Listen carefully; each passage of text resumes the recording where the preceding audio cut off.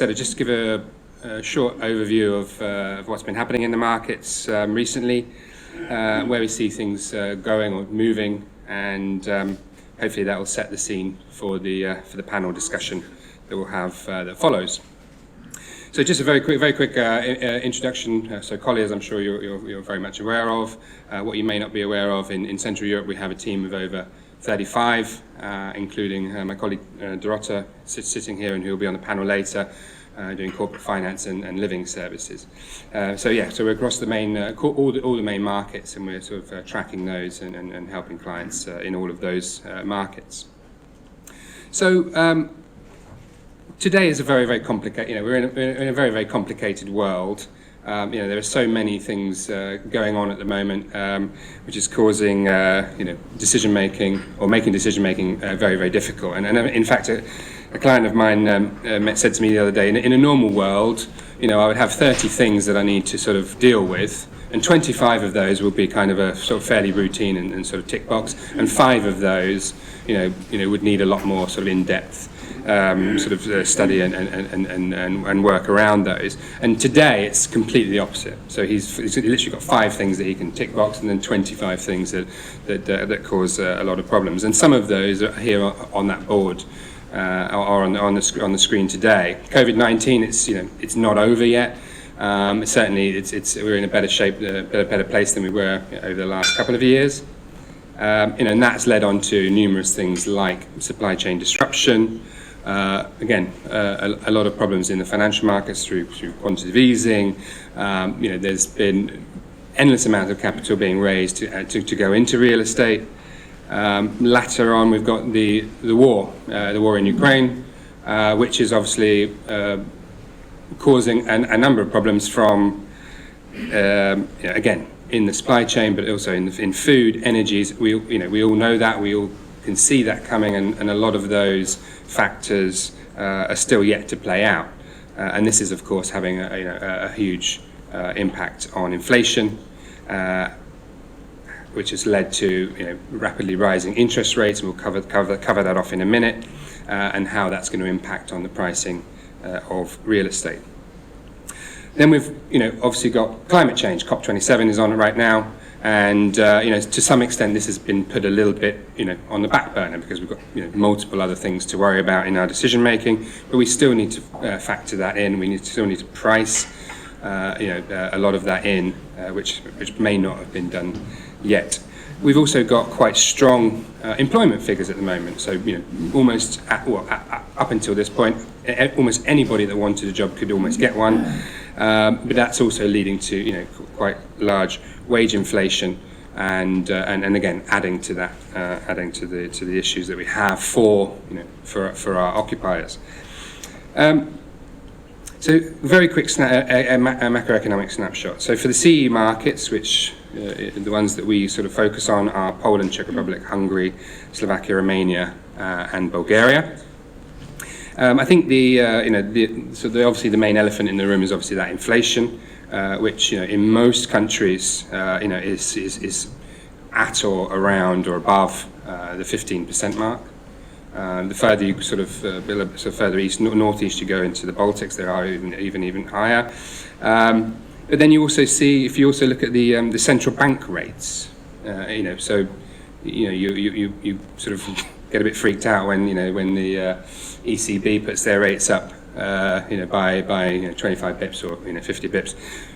Czech Republic 7%, Hungary 13%. So of course this has a massive effect on mortgage rates in these markets, with the exception being rather Slovakia, which is the only country of these which is euro denominated.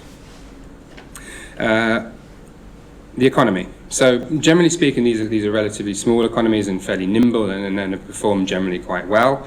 But that doesn't necessarily mean that they can survive everything. Poland was the only country that didn't go into a recession during the global financial crisis. It's maybe most of these countries are not in as good shape following COVID as they were back then, and it's likely that we will see some recession coming through. So it's difficult to sum up leasing markets in a short time, but I'll just try and tackle this in a couple of slides for the office market and for the industrial sector.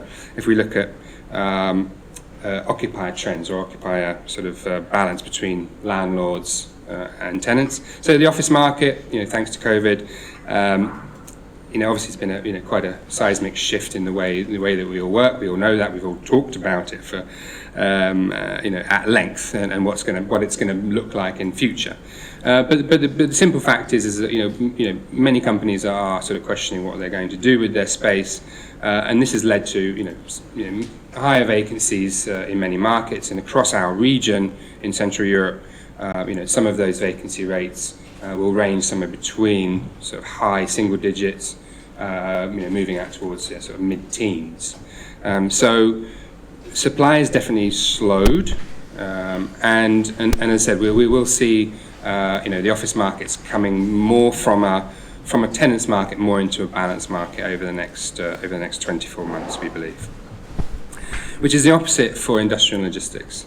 So of course it's been the darling topic of throughout COVID and has gone from strength to strength through changing structure in how we shop and so on and so forth. So it's so on the contrary to offices, industrial logistics is very, very much a landlord's market, but it's not without challenges, and we'll hear from Dirk later on probably about some of the challenges they are facing. Yes, there's high demand, but costs have gone up. There's land scarcity and so on. So it's delivering the product. It can be quite challenging, and across our region in Central Europe, vacancy is well below 5%, and I think Czech Republic is even below 1%. So it's quite challenging to get hold of that. And I said what you'll see from that, and what we have seen, particularly on the industrial side, we've seen quite strong rental growth. So whilst we will, and we'll talk about yields in a minute, whilst we will see yields moving out, we are seeing some compensation from that through rental growth.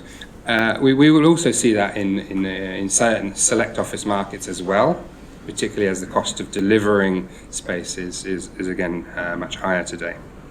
So again, looking at volumes on the investment markets, 2007, followed by the global financial crisis, a big steep drop in activity, and then basically what we've seen 10 plus years of unstoppable growth in the region. Just to put Central Europe into context, Central Europe in a very good year is somewhere between 10-12 billion. That's 10% of a typical year's volume in Germany, and similar to a market the size of Denmark or Sweden.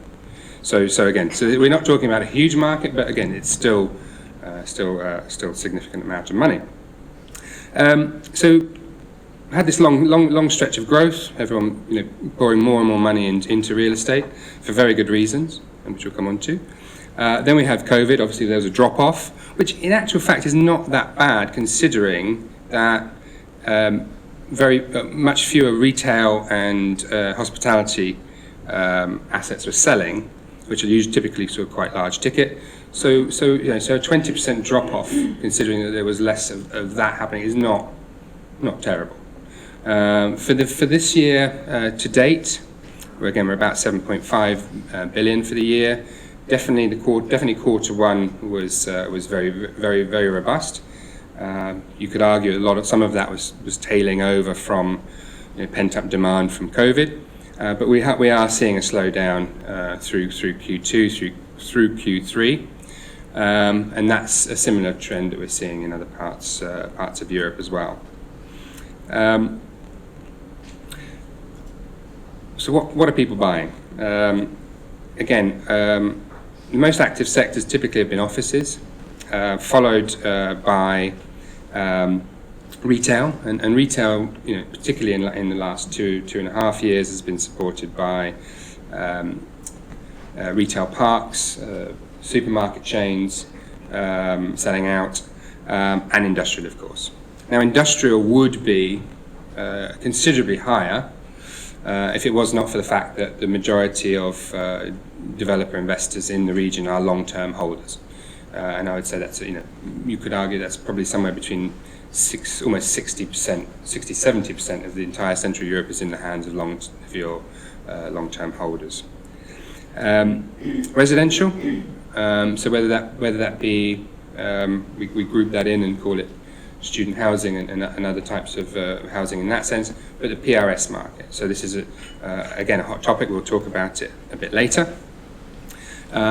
But really, at the moment, it's really only sort of taken off to some degree in Czech Republic and is growing at quite a pace in Poland. So there's a big chunk in Czech Republic, which is a very large portfolio that Blackstone acquired through their partner Roundhill. It was then sold to Heimstaden, and it's traded a couple of times, so that's why, in a short space of time, so that's why that's so large. And we'll talk again maybe also later on about the reasons why PRS is perhaps a good asset class to look at when we come to the panel. So again, the other thing I should mention, typically Poland, being the much larger market in the region, is responsible for about 50% of all activity in investment volumes across the region on a good year. This year so far, it's nearly 60%. So we've seen bigger market, more opportunities there. So where does the money come from?